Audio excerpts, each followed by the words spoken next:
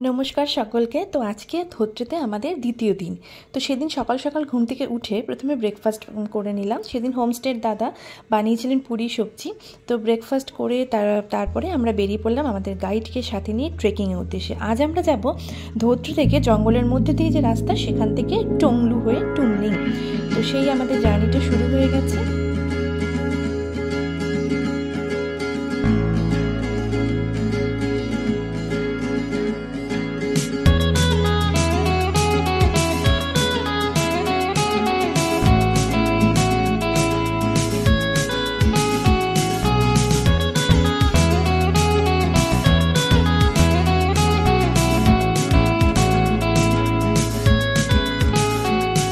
I need an intervention, divine intervention, you know.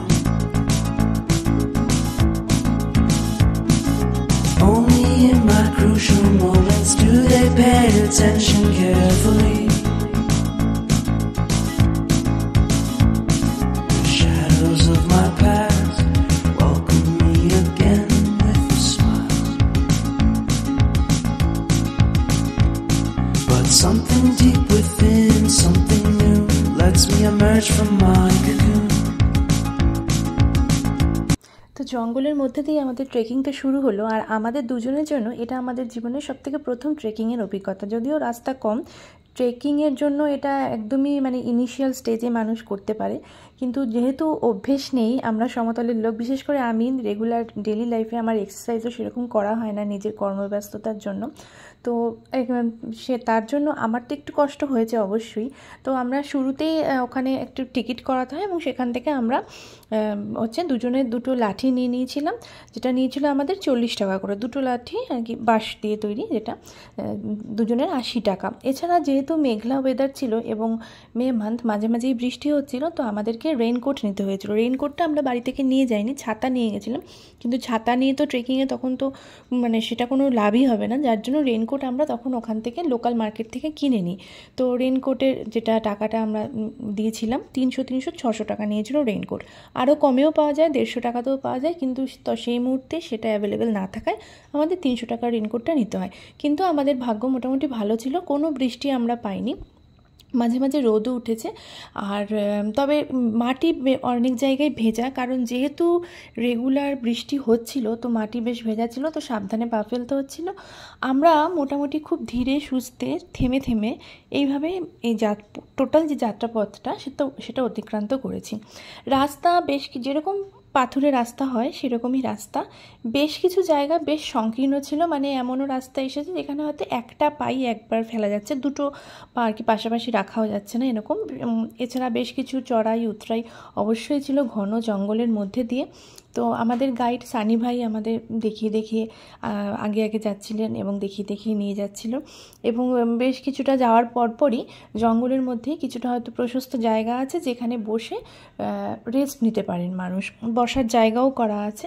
তো সেরকম জায়গায় মাঝে মাঝে বসে কিন্তু আমরা রেস্টও নিয়েছি। তো এইভাবে যাত্রাপথটা মোটামুটি ভালোই লেগেছে। আর আমরা তিনজনই ছিলাম, আমি, আমার হাজব্যান্ড এবং আমাদের যে গাইড ভাই সানি ভাই। তো এই ট্রেকিংটা আমরা শুরু করি হোমস্টে থেকে মোটামুটি এই 8:30-9টা নাগাদ। তো আমাদের টুমলিং হয়ে ফিরতে ফিরতে প্রায় বিকেল 3টের বেশি, 3:30, 3:45 এরকম হয়েছে।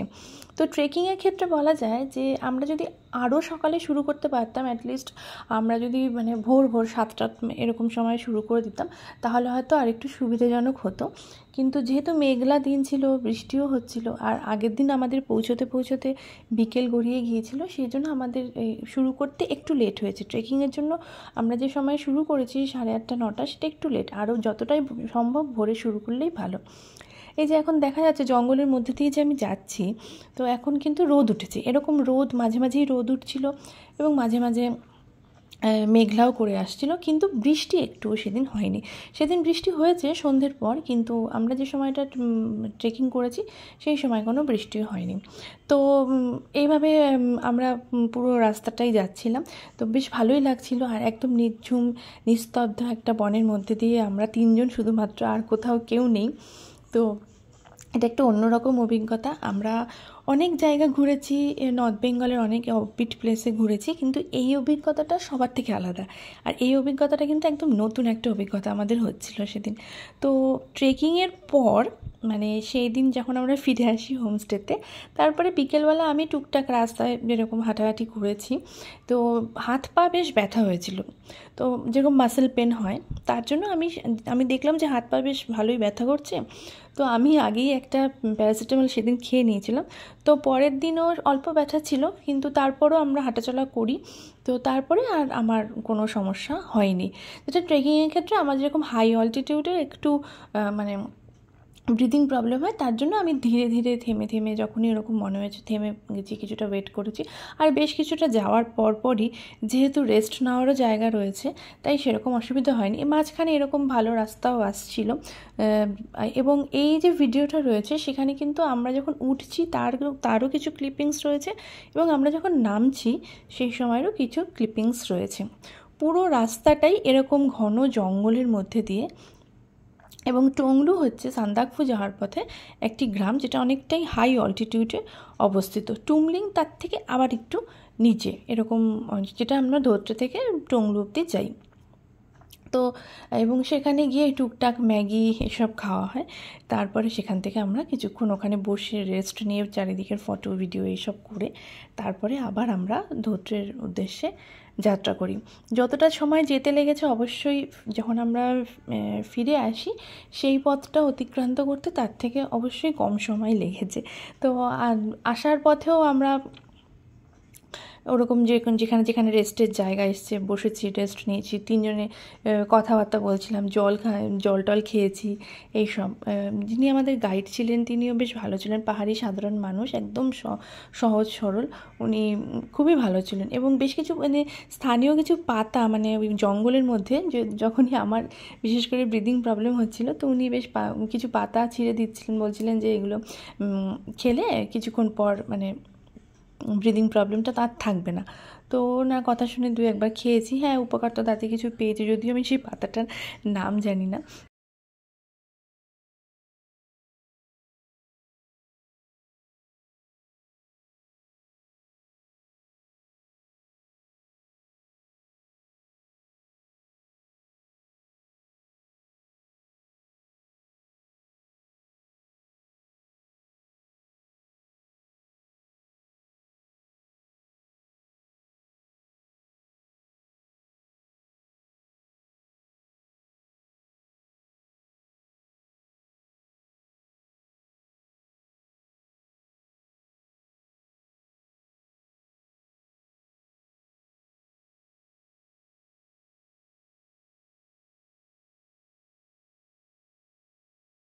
তো এখন যে অংশে আমরা রয়েছি এটা হচ্ছে টংলু যাওয়ার পথে একটা জায়গা আছে, মানে টংলুর ঠিক আগেই যেখানটা সকলে বিশ্রাম নেয় সেটা হচ্ছে টেঙ্গারতার, স্থানীয় ভাষায় এই নাম। তো তার কাছাকাছি আমরা পৌঁছে গেছি, মানে আর একটু গেলেই ওই টেঙ্গাটার বলে জায়গাটা, যেখানে একটা বসার জায়গা করা আছে এবং বেশ প্রশস্ত, এবং ওদের যে সমস্ত যে ফ্ল্যাগসগুলো লাগানো থাকে সেগুলোও রয়েছে। সেখানটা থেকে টংলুর ভিলেজটা কিন্তু পুরো দেখা যায়, পাহাড়ের মাথায় টংলু যে গ্রামটা সেটা দেখা যায়। তো আমরা অনেকটাই কিন্তু রাস্তা পেরিয়ে অনেক কাছাকাছি চলে এসেছি। এরপরে সামনে যে অংশটা আসছে সেখানে যখন আমরা পৌঁছবো, দূর থেকে ওই যে দূরে যে পাহাড়টা দেখা যাচ্ছে সেই পাহাড়ের মাথায় হচ্ছে টংলু ভিলেজটা। তো সেই টুমলিং এখান দিয়ে দেখা যাবে না, টুমলিং হচ্ছে টংলুতে যখন আমরা পৌঁছে যাব সেখান থেকে দেখা যাবে।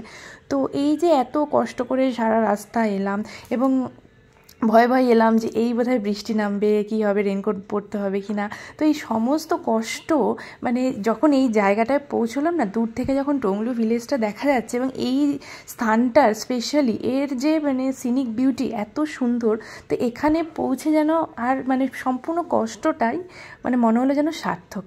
তো এই সামনের যে দৃশ্যটা ভীষণ সুন্দর, ক্যামেরায় যতটাই ভিডিওতে বোঝা যাচ্ছে তার থেকেও অনেক বেশি সুন্দর। এখানে কিন্তু তো এখানে আমরা প্রায় কাছাকাছি চলে এসেছি টংলুর। এই টেঙ্গাটার জায়গাটায় আমরা বেশ খানিকক্ষণ বিশ্রাম নিই, এবং এখানে বসে আমরা মানে আমাদের মনে একটা অদ্ভুত শান্তি সেই সময় আসে যে এতটা রাস্তা আমরা অতিক্রম করে আসতে পেরেছি। আমাদের দুজনের কারোরই কোনো মানে এটা যদিও খুব ছোটোখাটো একটা ট্রেকিং, আমি বারবারই বলছি, তবু সেইটুকু অভিজ্ঞতাও আমাদের দুজনের কারোর ছিল না।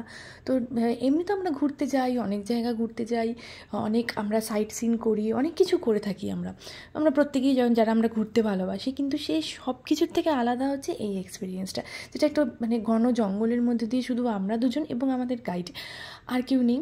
তো এবং রাস্তাও আমরা চিনি না, গাইড আমাদের রাস্তা চিনিয়ে মানে পৌঁছতে পারবো কি না, আমার জন্য তো এটাই একটা অনেক বড় চ্যালেঞ্জ ছিল। তো অবশেষে যখন সব কিছু মানে অতিক্রান্ত করে সেই জায়গাটা এত কাছে চলে এসেছি, তো তখন ভীষণ ভালো লাগছিল। এবং এই যে জায়গাটা ডান দিকে যেটা দেখা যাচ্ছে সেটা হচ্ছে বসার জায়গা।